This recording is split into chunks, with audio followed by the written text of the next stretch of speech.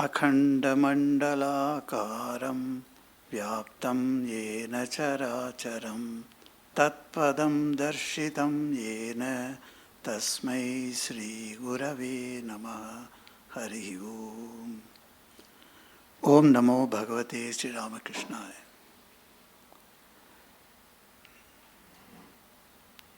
Brother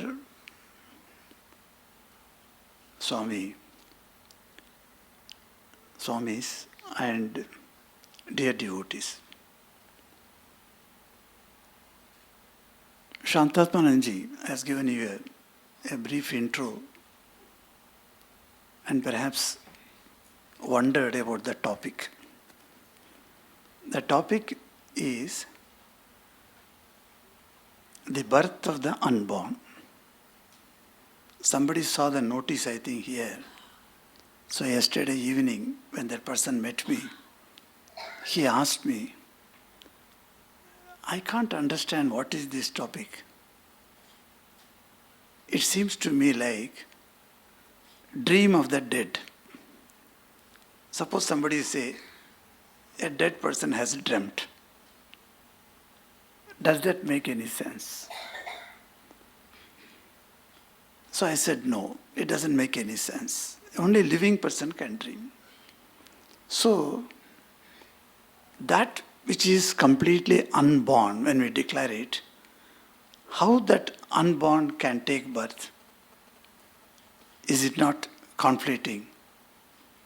So, I said, yes, that is how our ancient sages have found out about the truth of the birth of God. When Maharaj asked me that, Maharaj, you give your own topic, he said. I said, okay. Then I was thinking, what is the next celebration that we are having from this day? And it is strangely, and for me it was so happily, it was the birth of Lord Krishna. So Janmashtami is coming on 2nd September. So as a prelude to that Janmashtami celebration, so let me just share with you some of my thoughts on Krishna's birth. Lord Krishna's birth is really mysterious. Actually, the whole life, as we get from the Bhagavatam, we find the story seems to be very, very intriguing. It's unparalleled with any other avatar, I should say. Because even at the age of 3 days, that Lord could kill an asura. So you can see that how his glory has come up from the birth onwards. Even the birth is very, very interesting. And with all that, was Krishna ever born? He had no birth. He himself says that he has no birth. And because he doesn't have birth, he doesn't have death. Death comes only when you have birth. If there is no birth, then there cannot be any death. Thinking about Krishna's life is a great blessing for us. Anytime you think of any avatara Purusha, it takes our mind from the mundane level to a higher spiritual level. Thinking about them. I'm not talking about meditating on them. Just think about an avatara and the mind is automatically elevated. It goes to another plane where you can see the bliss of thinking about an avatara. Of course, the prominent 10 avatars we all know. Jayadev has written a beautiful poem. We all sing. Jai Jai Jagdisha Hare. We sing that. But even in the 10 avatars, the most charming avatar we find is in Sri Krishna's avatar. Unlike other avatars, Krishna's avatar is something very, very beautiful. How it all started, it is very, very interesting also to see how his life has not been set out in detail in any other grantha.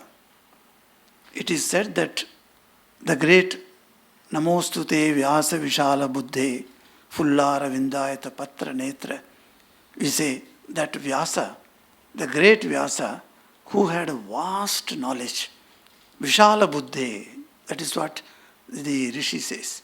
Vishala Buddhe is such a vast knowledge he had.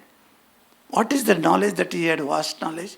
He had the acumen to put in classification of the vast knowledge of God, which is Vedas. What are Vedas? Swamiji replies, Vedas are not, when Hindu says Vedas, he does not mean a book, Swamiji says. Then what are Vedas? Vedas are the collection of the knowledge of God. If knowledge of God is infinite, it has to be. Otherwise, logically it won't match. Because God is infinite and His knowledge must be also infinite. His knowledge cannot be finite when God's nature is infinite. So logically speaking, Hari Anant, Hari Katha Ananta. Both has to be equal. Then only it can match.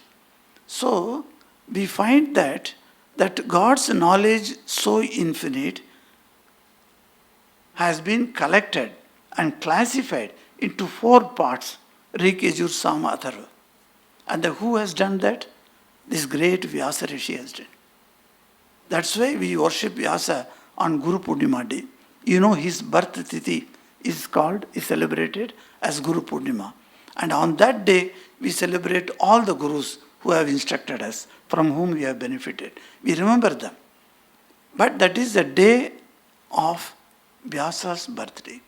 Such a great man, after classifying the infinite knowledge of God, that is Vedas, into 4 parts, he wrote 18 Mahapuranas.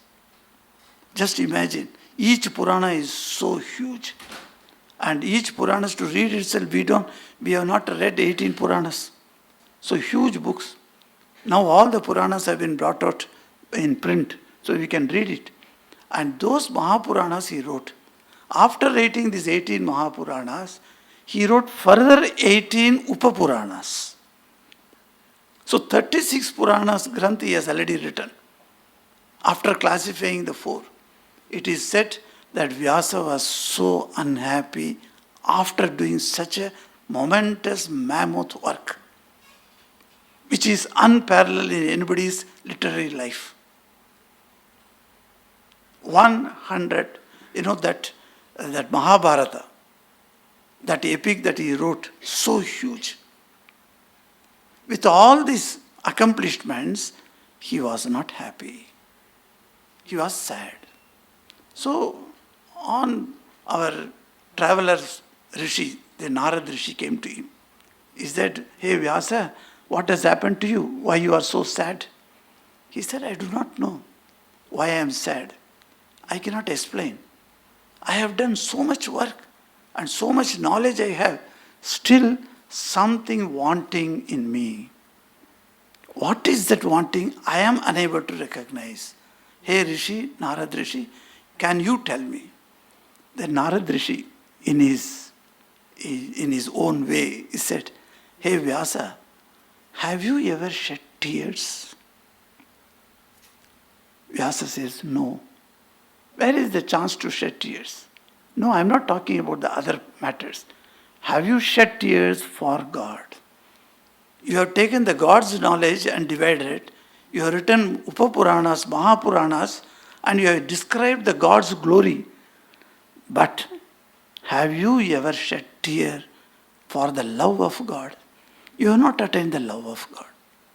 So, write about the love of God, where people, when they are reading, they should shed tears. And that's how Bhagavatam came. And that was the last book that Vyasa wrote. With Bhagavatam, he said, what I should write? Talk about Harivans. talk about Hari and how this world was projected by Hari and how it is maintained, how it is withdrawn, and then tell his glory in different avatars. And he took up in the last 10th and 11th skanda, he took up Krishna's wonderful leelas. And that made him shed tears, and finally he was a triptvo bhavati, as Narada says. When bhakti comes, you become tripti, you have tripti. Triptvo bhavati. He made satisfied himself. That Krishna's leela, he says, what wonderful way he begins that. We all know Krishna's life. Who does not know in India? Nook and corner, we know about Ram's life and Krishna's life. Definitely we have been hearing from childhood. And there are so many versions, apart from Bhagavatam written by Vyasa, there are so many other vernacular versions. There is a Tamil Krishna's life is there. Then Telugu has got a separate. In Hindi also we have, like Ram's we have Valmiki's, Ram's Tulsidas and Kritibas. Like that you have got plenty of versions. Like that, Krishna's life also many versions are there. So I am going to intermix some of the other versions other than Bhagavatam. Just to give you an idea how different sages can think of the glory of Lord. For that only. It is said that Krishna appeared before Devaki. We say Devaki Paramanandam Krishnam Vande Jagadgurum Vasudeva Sutam Devam Kamsa Chanura Mardanam. Kamsa and Chanura, yes, Mardan means yes, killed them. But then who is he? Introduction says that Vasudeva Sutam. And then Devaki Paramanandam. In both these husband and wife's names, you find the word Dev. Dev, Sanskrit root is Div, to shine. That's why Devatas we say. What are the Devatas? The shining beings. Those who are all very bright. When God's grace comes and when you think that you are Atman, a light emanates from your body. Whether you are black or colored or white, it doesn't matter. I don't mean that. But a light appears. I have heard from some devotees. In Ranchi, one devotee was there and his mother was in deathbed. He requested me, Maharaj, can you please come and see my mother? So after getting the news, I went. She was the disciple of Swami Vishuddhanandaji in Ranchi. And when I went to see her, and she was about to dying condition. And at that time I saw her, and she was lying on the bed, and her body, I do not know, I could clearly see she was shining like a devata. And within 2-3 seconds, she passed away. So just before her departure, she became like a devata, That's why you find in Kansa Vada, you say when Kansa is killed, Kansa's body falls down to the ground. And Vyasa says that Kansa's subtle body, which is full of light, emanates from that dead body and then goes to heaven. So you find this, that lighting, that is a spiritual light it is. It cannot be compared with even sun's light. Atman's light cannot be compared with any physical object's light. All the lights are nowhere compared to Atman's light. Jyotira, Jyotira. We say in our Arati song, we say. That Jyotira, Swamiji says, it's a Jyoti has to be emanated. And it is within this Hriday Kandara. This is the Gufa. Our Hriday is like a Gufa. It's like a cave full of darkness. Darkness of ignorance. We do not know who we are. So we need God's light to see us. To understand that we are divine, we require a light. And that is what in the prison cell, Krishna appeared. Krishna did not appear as Krishna, As per the Bhagavatam, Lord Mahavishnu appeared with Shankha, Chakra, Gada and Padma. And he was a small baby. But he had all these four. With 4 hands he appeared before Devaki. And he said, Devaki, Vasudev, I have come to you. Now I am going to be born to you, O Devaki. Devaki is stunned. Hey Lord Vishnu, that you have come, you are going to be born to me. Yes. She says that I do not know that the Lord will come to me as my son. He said, you don't know because you have forgotten. Then Lord Vishnu reminds her of her previous birth. In the previous birth, she was 1000 years she did tapasya. What was the purpose? The purpose was to get Lord Vishnu as her son. That is the only request of her. So she did tapasya. But you know, when you do tapasya, you are one-pointed and the Lord is so pleased with you. So Vishnu appeared before, that is in Devaki's previous birth. And he asked, my dear devotee, I am so happy with your devotion. What do you want? She said, oh Lord, you are Antaryami. You know what I want. Why should I tell you? So fulfill my desire. I said, no. You know, nowadays you go and tell your boss something, you say, put it in writing. The same way, Lord Vishnu said, put it in mouth, put it in words. Let me know what do you want. And when you put it in words, the human intelligence fails. Your emotion and intelligence, there's a lot of differences there. Emotionally, you may be having some feeling, but when you want to put it in words, the words are not adequate to express the emotion. Suppose you hear sitar, Ravi Shankar sitar you are hearing, beautiful Jai Jayanti Rag, and you are immersed in that Rag. Can you explain that? You can't explain. That emotion, you can't explain. That is what happened. Devaki was fully emotional and she has to now put it in words and Lord has ordered her. So what she said, oh Lord, I want you to be born to me as my son. The thought came to her to tell. Then she immediately restrained. The Lord of the universe, will he be born to me as my son? What a silly thing I am asking. See, the doubt came into her mind. Because that's why Lord said, put it in words. So she thought, can I ask that? Even to ask that, am I deserving to tell Lord, you must be born to me as my son? So she said, oh Lord, I want you as my son, but if that is not possible, what is not possible to Lord? She could have stopped there. That is the human intelligence failing. So she said, if that is not possible, suppose Lord refuses, she will feel bad. So she gave some clause to her demand. What she said, if it is not possible, at least for a few minutes you stay with me. And that's what happened. In this birth, as Devaki, Lord came to her, only a few minutes he stayed with her. That's all. And from there, he was transported to Yashoda, straight away. You know the story. So why I am telling is, he appeared in the gufa.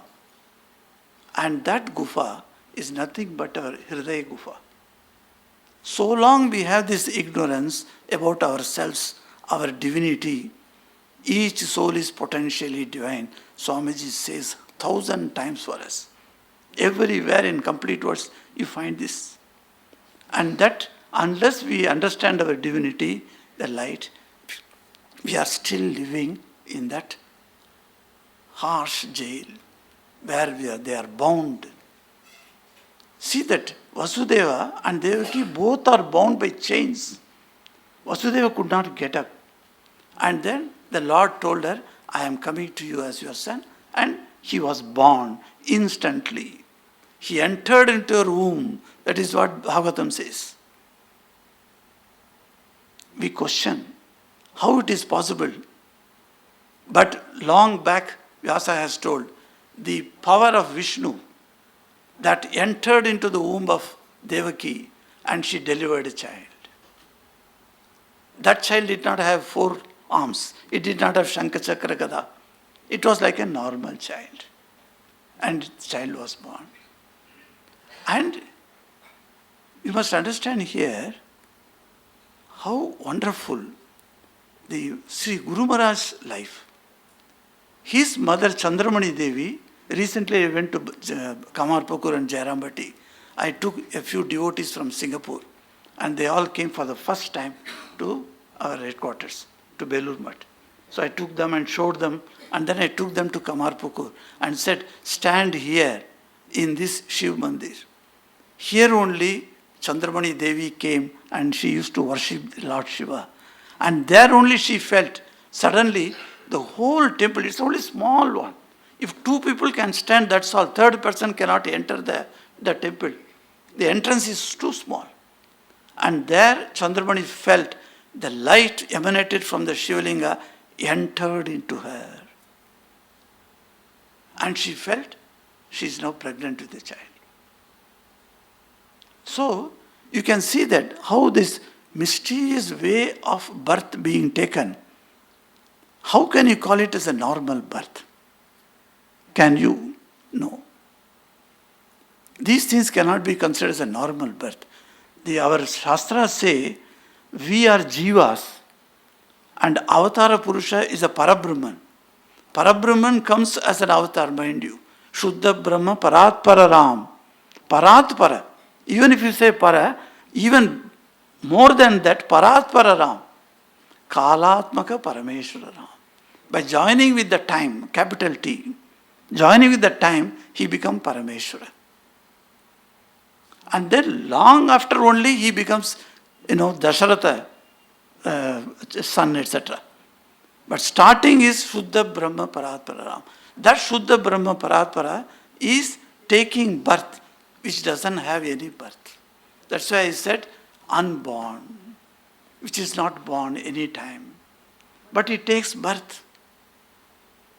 And that is the beauty of this, that unborn being takes birth again and again, not one time. Any time the dharma has to be protected. Krishna says in Gita, I shall come, sambhavami yuge yuge. Sambhavami, I shall take birth. Bhava means to become. I shall become. I shall take birth, human birth, it says.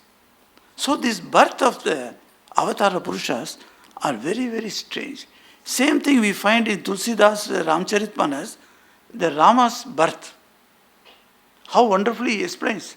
Sri Ramchandra, Vishnu appears before Kaushalya in his 4 arms, Shankha Chakra Pada, and he says, I am going to be born to you. And then he tells her, reminds her about her past birth also. And all that is over, Kaushalya says, oh Lord, I cannot take you, I cannot feed you with my milk. Why don't you become a normal baby? She says. Then Lord, because of his anukampa to her, to Kaushalya, he becomes a normal baby and cries loudly. And that cries only the other people heard outside. And they went and rushed to Dasharatha and told, you got a son.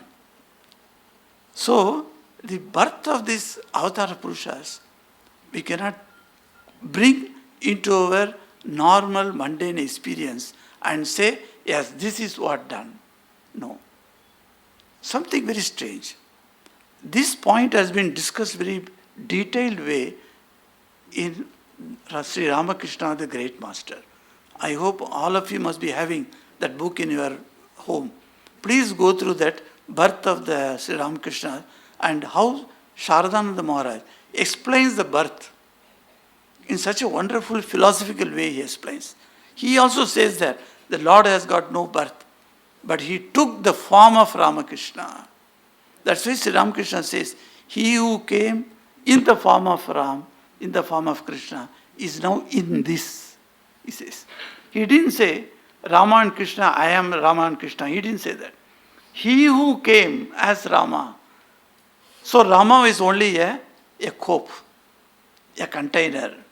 But who was in the container? He who, that Parabrahma, Shuddha Brahma Paratpara. That was there.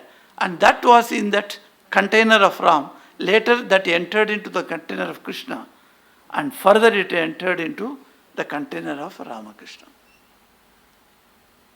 So, that avatara tattva is itself you find so difficult to understand. Sri Ramakrishna himself says, very difficult to understand the Lord's avatara. You can think we are all ordinary mortals. We may make mistakes in understanding. Think of Parvati making mistake. Parvati says to Lord Shiva, why you are smiling during your meditation? He said, I am looking at the Leela of Sri Ram and I feel very much amused at an incident. Parvati says, what is that incident? Then Lord Shiva says, the incident is Sita has been taken away, abducted by Ravana, and Ram is going around in the forest, crying and lamenting and asking every tree, where is my Sita? Where is Sita has gone? Do you know? Like that he is crying. That one I am seeing that I am amused. See, Parabrahma has come in the form of Ram and it is crying now. So Lord Shiva is amused. Parvati said, then he is not Parabrahma. The doubting mind of a woman, that is what Tulsidas says, I am not selling. So, doubting mind of the woman has played at that time. And then Parvati, Shiva looked at her. Oh, you doubt the Parabrahman? Go and test yourself. Then she devises an indigenous method. How to test Ram, whether he is Parabrahman or not. So she becomes she takes the form of Sita. And then she hides behind a tree. A very big Vatavriksha. She has hidden. And when Ram comes there and going to shout and cry and lament, at that time, I will come out behind from the tree in the form of Sita. And then seeing me, he knows that Sita has not been abducted. So he will come and directly and near to me and embrace me. Let me test him. And exactly happened when he stood before the tree and he was shouting and crying. At that time, Sita, that is originally Parvati, she came out. And Ram, as she expected, rushed towards her. With so much of rushing speed, he came to her. Only 3 feet distance. He kept his bow and arrow on the ground. And he sat on his knees, put his 2 hands together and said, Hey Gauri Mate, why are you alone in this forest? Where is Mahadeva? Here Tulsidas signifies that Avatara Purusha never forgets his original nature. He is Parabrahman, you see. He doesn't forget his nature. And he comes so, in the human form, he makes a drama. Do we not find it in Guru Maharaj's life? When Guru Maharaj was suffering from the throat cancer, one day in Kashipur, he's telling so much of pain, he's crying. Niranjan is sitting there. He's telling, Niranjan, I am feeling so much pain. He's just laughed out. Why, oh Lord, why Thakur, why you are making this drama? I know you have no pain at all. Immediately, Ramakrishna changes form. He says, hey, you found out me. He says. So the Avatara Purushas, they are always at their own level, divine level. But then what they do? They do this drama. All this drama for us to indicate as Jivatma, we are also doing drama. All our lives that we are leading, it's all drama, mind you. Nothing is permanent in this world. Everything we are making drama. Oh, very nice, etc. It's all right for some time. And then each one has to go separately. None can go with anybody else. So this is how this is going on. Now I am coming back to the Krishna's birth. In that gufa, that is in that jail, where in the prison where Krishna was born, there Vasudeva's hands were tied. What did Lord Vishnu told Vasudeva at that time? He said, I will be born as a baby. Immediately you take me on your head and go to Nandankanan and meet Yashoda. Yashoda has just given birth to a baby girl. And take that baby girl and put me there. But then, now Vasudeva sees all the chains are there. What to do? But then before God, can the chains remain? Bhava bandhana can be cut off. What about these chains? One by one, each chain was splitted and finished. And Vasudeva became free. He took the baby nicely. Khandana bhava bandhana. That's what Swamiji says. Bhava bandhan can be made khandan. It can be cut off. And where the Lord appears, how can any bandhan be there? Whether it is this chain or in the bhava bandhan. So Vasudeva became an enlightened person. He took the Lord on his head and started walking. And you know how beautifully the stories come, the Upanyasakar. Particularly I love, when I go to Vrindavan, I look for this type of Upanyasakars, teaching of Bhagavatam, etc. I go and see. Once I went to Vrindavan and stayed and heard from a Pandit, how beautifully they say, He said, I have not got it in Bhagavatam, but I say to you, it's a very beautiful piece of literature, very poetically put. When Vasudeva is taking on a basket Lord Krishna and he is going to Yamuna, and Yamuna is not leaving space. But then when he came and he says, keeping that, and said, oh, Yamuna is in spate, how do I go? And then Krishna willed, hey Yamuna, leave space so that my father can walk. Yamuna said, oh Lord, on one condition only I can give space. She had a very, very important role at that time. Because Yamuna says, if she leaves this chance, she will never get it. So she says, let me put a condition first. Lord is born first, and only Devaki and Vasudeva has seen the Lord form. Nobody else has seen. Third person going to see fully is Yashoda. But then, in between, Yamuna wanted to see, to have the delight of seeing the form of Lord. Lord would not give so easily to Yamuna.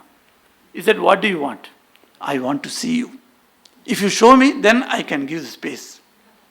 He said, okay, take your waves and rise above, he says. And then she takes big, big waves and then comes. And Lord within the basket puts his feet 1 foot out. And she touches her. What a beautiful, imaginative, poetical. When I think of it, I am really thrilled. How beautifully they put it. Yamuna is so hankering for Lord's vision. But he didn't give the full vision. No, full body you won't get now. After I grow, then I will come and take bath with him. But then now, only 1 foot, and that also only the toes of the feet that came. And she splashed on him. With that she touched him. That means she has sparshed. The sparsha has been done. And then he goes there. And then he brings, etc. You know that. But then, funny thing you see, that Lord is taken to another place. And Yashoda was damn sure that she is going to get a baby girl. And she has made all arrangements. When the baby is born, we make a lot of arrangements earlier. And the dress and the necklaces and these things, everything. That's why you find the baby Krishna has got all the girls' ornaments on his body. Because she had kept everything. Now she finds when she gets up, after the anesthesia, I think natural anesthesia is gone, then she's found this baby boy is next to her. And then Krishna cried there. Then they knew she has delivered a baby. But then it was not her baby. For that also Purana says, when in her previous birth, Lord Vishnu asked Yashoda, what do you want? She said, oh Lord, you know my desire. I want you to be born to my son. He said, no, you have to tell me clearly what is that. The Antaryami business is not enough. Then she says, she also got the doubt. She said, oh Lord, I want you to be my son, but if that is not possible, at least stay with me for 16 years. And that's why Lord went to her home. And he stayed with her for 16 years. And he gave her the joy. But Devaki delivered. That's why Devaki Paramananda. When you realize the Lord within yourself, and that is the bliss which is called Paramanand. Yashoda had only Anand, not Paramanand. But the Paramanand is reserved only for Devaki. Because she gave birth to that body which was made of these Panchabhutas. And each Panchabhuta is so refined. In that refined Panchabhuta, this body was made. It was not like an ordinary body of Krishna, like ours. We are all born as jivas due to law of karma. Because of our karmic efforts, we take birth. Our birth is governed by the law of karma. But Lord has got no law of karma. He says, I have nothing to attain in this world, these three words.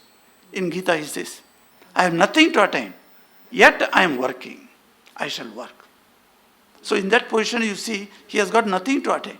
But we have got so many things, asha, bhasha, and so many things of desires, so many vasanas. And with all that, we take birth again and again and again and continue. How long we do not know. Nobody can say, this many births we will have. That Ramakrishna story is there. One yogi was asked, he told Narad, go and ask Lord, how many births I will have. So he came back. Another yogi also said the same thing. He came back. When Narad met the first yogi, how many births? Lord said, see, the tamarind tree, how many leaves are there?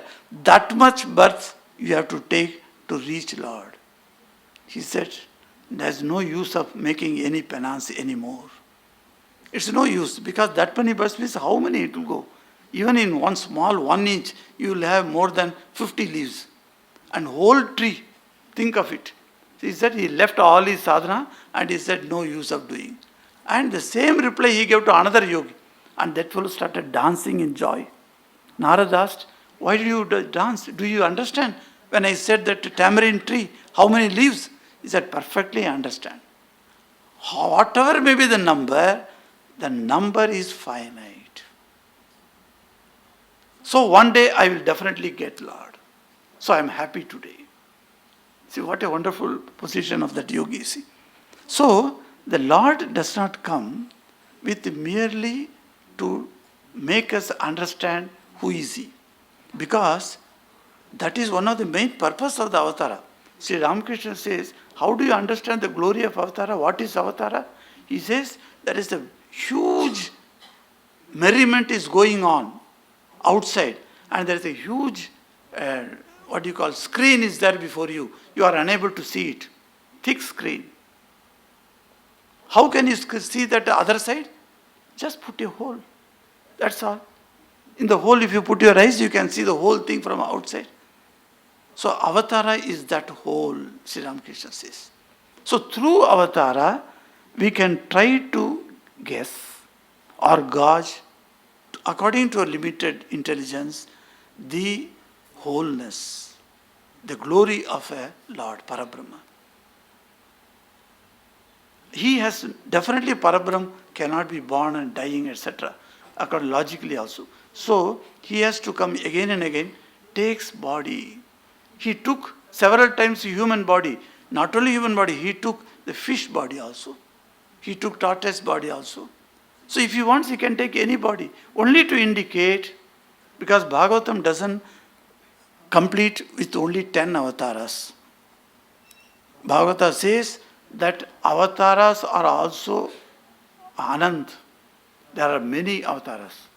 And we are all, each one of us is an avatara.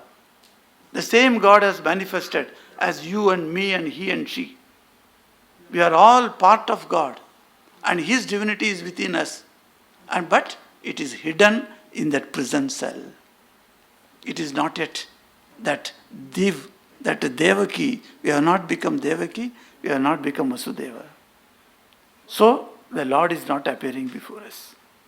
When the Lord will appear, at that time, this andhakar, this darkness will go away. Then we will have a beautiful vision of the Lord. And that is that Paramanand, that blissful state will come to us. Even in Ramakrishna's life, we find how many people during his lifetime understood he was an avatar. Statesman in those days writes, after the passing away of Sri Ramakrishna, only a few handful of men were there to take the body of Ramakrishna to the Kasipur Smashan Ghat. Only a few handful of men. They made a what do you call that? Where the dead body is kept. And then the 4 people carry. And they took it to Smashan Ghat. But today, Ramakrishna's name is all over the world. When I went to Ireland recently, last month, that is June month, I met some of the Irish people who are so devoted to Ramakrishna. How Ramakrishna came into their lives. And when I saw this same thing in South Africa, how Holy Mother, how Ramakrishna comes into their life. Unbelievable. Unless you see that, hear from them, you cannot understand. The example I am giving you of South Africa, we started giving hampers to poor Indian households. We started giving. One boy, he abolished his own mother from his house and put her in a what you call outhouse. And that old lady is staying there. He has even instructed, or rather his wife has instructed the children not to go and meet the granny. And the granny is all alone. She doesn't get ration. So we included in our census. While taking census, we took her name and address, etc., and gave her a small photo of Holy Mother. That's all. And then we had, other things were there. After 1 month or so, we took that hamper bag and went to her home. And we kept that hamper bag on the ground and told her, you see, we have approved your case, so you will get the hamper every month, full month rations. She said, my son, I know this. I said, you know? How do you know? We only took your name, etc. We did not say it is approved. He said, no, why? What is there for you to say? The picture you gave me, that Holy Mother you said, she came and told me it has been approved. Not only that she came and told me, in English language, that lady spoke to me. And she told me, what are the items in the hamper bag? I know, I have written down. Is it so? Then one by one I am taking out, and she is telling, and those items are there in the bag. See, Holy Mother has come to a dream and told her. So, these divine personalities, when they come in a different way. They are not meant for, once upon a time I used to think, oh, Ramakrishna Vivekananda is only for Bengal. I learned this from my Bengali friends only. They used to say, no, they are Bengalis. I said, no, they have come for the entire world, not for one particular part of this Prithvi. Is it not?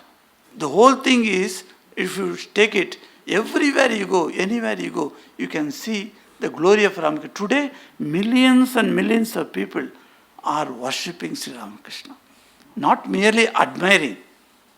Scientists are admiring his Vivekananda's views now, but worshipping, I am telling. Millions of people are worshipping Sri Ramakrishna. While once upon a time, only 150 years back, only a few handful of men had access to Sri Ramakrishna. So when Avatara Purusha comes, he leaves his body. The body is not important thing. It is important only to perform some Leela. And the Leela is over, the body is finished and it is burnt out, and now the glory starts. And he expands. The whole universe he expands. That is why the Avatara's idea, we must understand, the unborn is taking birth for us, to take us into his orbit so that we can further progress in spiritual life and realize that wonderful Paramatma within ourselves. With these few words, I thank you very much for giving me this opportunity and pray to the Holy Trio to bless all of us, to lead us. Asato ma satgamaya, tamaso ma jyotirgamaya, mrityor ma amritam gamaya. Om Shanti Shanti Shanti. Hari Om Tat Sat. Sri Ramakrishna Arpanamastu.